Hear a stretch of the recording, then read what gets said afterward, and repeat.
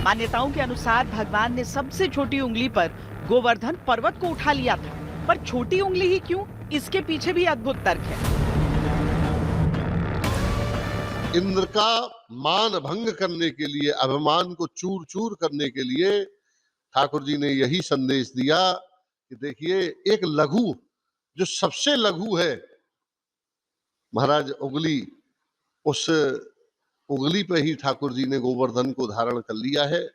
भगवान एक संकेत देना चाहते थे इंद्र को कि अगर वो पुष्प को भी उठा लेते तो भी इंद्र का अभिमान चूर चूर कर सकते थे, परंतु स्वयं गोवर्धन नाथ है, इसलिए उन्होंने अपनी कनिष्ठिका पर ही इनको धारण करके और इंद्र को ये संदेश दे दिया कि ये लघु से लघु है, इससे भी तुम्हारा अभिमान चूर चूर हो जाएगा। इसलिए ठाकुर जी ने कनिष्ठिका पर ही गोवर्धन को धारण किया था।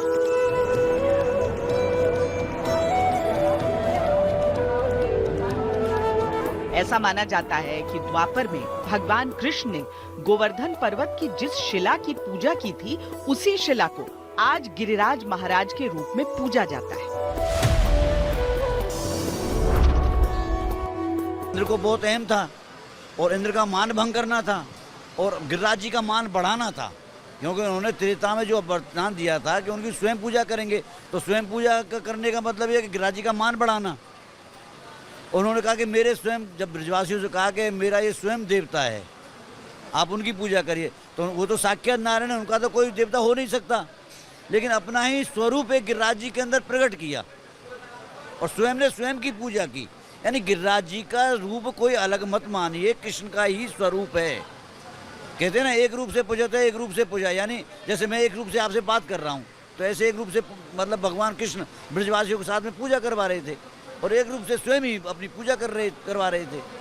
तो गिरिराज जी और कृष्ण में कोई भेद नहीं है, एक ही है। और हम आपको ये भी बता दें कि धर्म ग्रंथों में जिस दिन गोवर्धन पूजा का उल्लेख मिलता है, वो कार्तिक माह के शुक्ल पक्ष की प्रतिपदा की तिथि थी। सैकड़ों हजारों साल बाद आज भी इसी दिन गोवर्धन पूजा हर जगह की जाती है और ये दीपावली के ठीक अगले दिन पड़ता है। उसी समय ही तो भगवान ने गोवर्धन को धारण किया है। 7 दिन तक भगवान ने गोवर्धन को तृतीया से, कार्तिक में तृतीया से नवमी पर्यंत तक भगवान ने गोवर्धन धारण किया और दीपावली के बाद ही हमारे यहाँ अन्नकूट लीला आदि सभी लीलाएं हैं। तो इसलिए ये कार्तिक का जो महीना है भगवान को अति प्रिय है।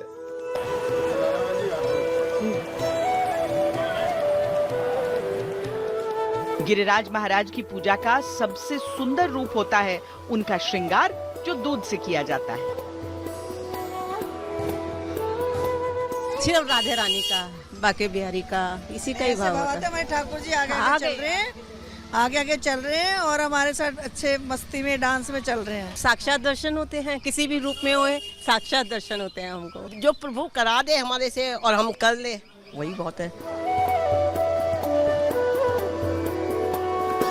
सनातन धर्म में प्रकृति को परमात्मा माना गया है और प्रकृति के तमाम रूपों की पूजा का प्रावधान है, लेकिन संपूर्ण गोवर्धन पर्वत को गिरिराज महाराज यानी स्वयं भगवान और उस पर भी जीवंत सांस लेते जागृत मानकर पूजने की जैसी अद्भुत आस्था ब्रज क्षेत्र में मिलती है, वैसी संसार में कहीं नहीं। पूरे ब्रज क्षेत्र में कृष्ण जी की लीलाएं आपको पग पग पर मिलेंगी और ये जो परिक्रमा पथ है गोवर्धन पर्वत का, वहां पर भी ऐसी ऐसी कहानियां हैं जो प्रत्यक्ष आपके सामने मौजूद हैं, चाहे श्री कृष्ण और राधा का कुंड हो या फिर मानसी गंगा। हम आपको दिखा रहे हैं भगवान कृष्ण के वो साक्ष्य जो कृष्ण कथाओं में रहस्य की तरह आते हैं, लेकिन साक्षात रूप से वो वही मौजूद भी हैं जैसे धर्म ग्रंथों में हजारों हजार साल पहले उल्लेखित किए गए थे।